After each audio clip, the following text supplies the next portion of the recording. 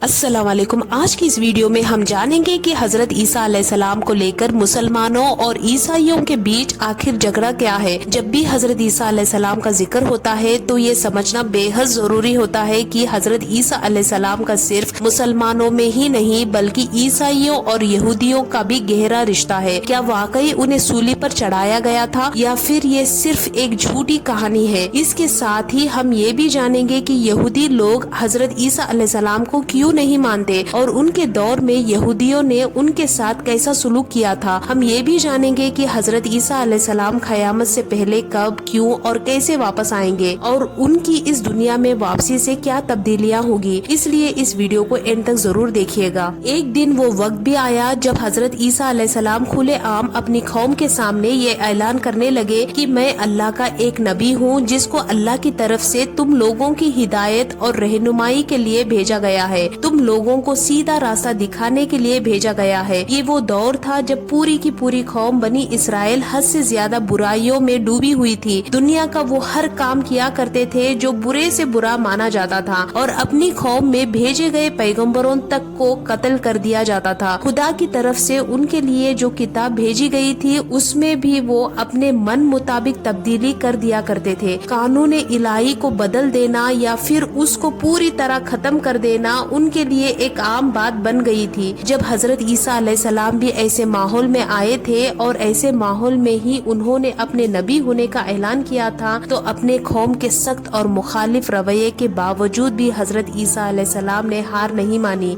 और वो अपने मिशन पर बड़ी तेजी के साथ काम करने लगे। खुदा की तरफ से जहाँ एक तरफ हजरत ईसा अलैहिस्सलाम को इंजिल नाम की किताब देकर भेजा गया था, वही उन्हें उस दौर के मुताबिक 4 मौजूजे भी अता किए गए। उन मौजूजों को उन्होंने वक्त वक्त पर अपनी कौम के सामने जाहिर भी किया, जिनमें से पहला मौजूजा ये था कि वो खुदा के हुक्म से मरे हुए इंसान को जिंदा कर दिया करते थे। जबकि दूसरा मौजूजा ये था ऐसा इंसान जो पैदाइशी तौर पर अंधा या नाबीना हो, कोढ़ का, तो उसको भी वो ठीक कर दिया करते थे। इसके अलावा तीसरा मौजूजा ये था कि वो मिट्टी के जरिए से परिंदा बनाते और फूंक मार कर उसको जिंदा कर देते। जबकि चौथा मौजूजा ये था हजरत ईसा अलैहिस्सलाम ये बता दिया करते थे कि किसने क्या खाया है, क्या खर्च किया है और उसने अपने घर पर क्या छोड़ा है। तारीखकारों के मुताबिक हजरत ईसा अलैहिस्सलाम के ज्यादातर हवारियों का ताल्लुक सोसाइटी के नीचे और गरीब तबके से था, जो हजरत ईसा अलैहिस्सलाम से सहमत नहीं हुआ करते थे और उनके मुखालिफ थे। उन्होंने जब धीरे धीरे हजरत ईसा अलैहिस्सलाम की बढ़ती हुई शोहरत को देखा तो उनको इससे न सिर्फ बहुत ज्यादा सदमा पहुंचा बल्कि खतरा भी महसूस हुआ। इसलिए अब उन्होंने उस दौर के बादशाह के जरिए से हजरत ईसा अलैहिस्सलाम को हमेशा हमेशा बनी इसराइल की मुखालिफत के लिए खत्म करने का प्लान बनाया। उस दौर में फिलिस्तीन के इलाके में प्लाटिस नाम का एक हुक्मरान राजा किया करता था। उसके दरबार में बनी इसराइल के यहूदी पहुंचे और उन्होंने पहुंचकर ये शिकायत की कि ये इंसान जिसका नाम हजरत ईसा अलैहिस्सलाम है, ये ना सिर्फ हमारे लिए खतरा है बल्कि आपकी हुकूमत के लिए भी खतरा है। अगर इस इंसान का जल्द से जल्द कोई हल ना निकाला जाए तो ना तो हम लोगों का दीन ठीक सलामत रहेगा और ना ही आपकी हुकूमत बाकी रहेगी, क्योंकि हजरत ईसा अलैहिस्सलाम ने पिछले कुछ दिनों के अंदर ही अपने कारनामे के बलबूते पर बहुत सारे लोगों को अपना दीवाना बना लिया है और ये इंसान ये मंसूबा बना रहा है कि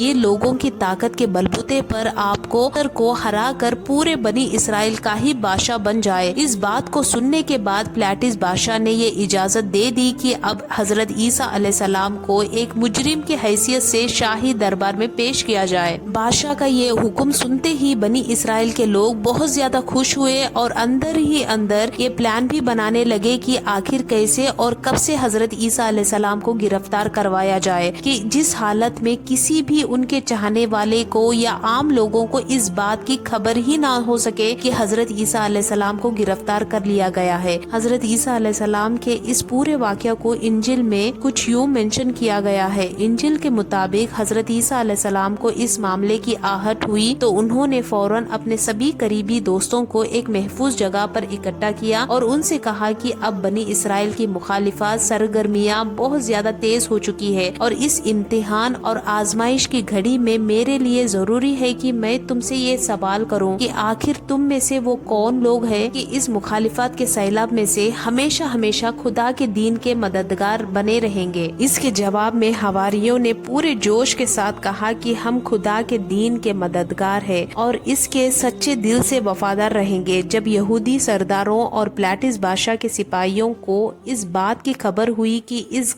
हजरत ईसा अलैहिस्सलाम अपने चंद दोस्तों के साथ एक महफूज मकान के अंदर बैठे हुए हैं, तो उन्होंने मौका गनीमत जाना और उस मकान को चारों तरफ से घेर लिया। फिर हजरत ईसा अलैहिस्सलाम को गिरफ्तार करके प्लाटिस के दरबार में पेश किया गया। यहूदियों और ईसाइयों की किताबों और स्कॉलर्स के मुताबिक प्लाटिस बादशाह के ऑर्डर पर हजरत ईसा अलैहिस्सलाम को सूली पर चढ़ा दिया गया था, मगर इस्लाम की मुकद्दस किताब कुरान करीम के मुताबिक हजरत ईसा अलैहिस्सलाम के कत्ल और उनको सूली पर चढ़ाने के मुतालिक जो भी कहानी है वो पूरी तरह से झूठी है। कुरान के मुताबिक हजरत ईसा अलैहिस्सलाम को उनके दुश्मनों ने सूली पर नहीं चढ़ाया, बल्कि उनसे पहले ही खुदा ने उनको आसमान पर उठा लिया था। एक इजरायली रिवायत के मुताबिक कहा जाता है कि जब हजरत ईसा अलैहिस्सलाम अपने करीब हवारियों के साथ बैतुल मुकद्दस के एक बंद कमरे में बैठे हुए थे, तो यहूदी सरदारों ने प्लाटिस बादशाह के कान भर दिए। प्लाटिस ने अपने